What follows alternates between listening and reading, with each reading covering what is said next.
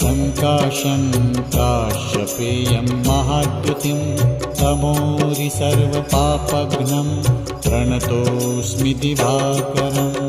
ॐ ह्रां ह्रीं ह्रौं स्वः सूर्याय नमः। ॐ ह्रां ह्रीं ह्रौं स्वः सूर्याय नमः।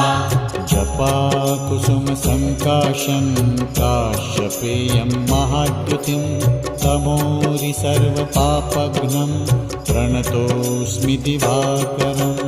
ॐ ह्रां